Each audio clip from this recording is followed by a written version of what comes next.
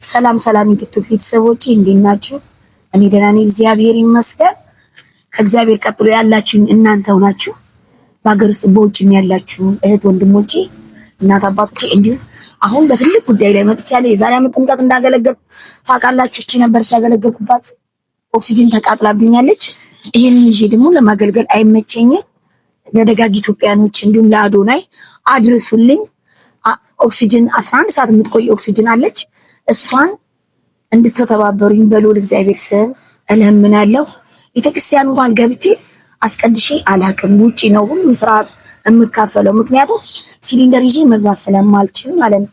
ምዕመናኑ ጧፍ ያበራል፣ እንዲሁም ጭንቅንቅ ስላለ የኤሌክትሪክ ካለችኝ ግን ቤተክርስቲያን ገዳም መሄድ እችላለሁ። በልዑል እግዚአብሔር ስም እግር ቀጥሉልኝ።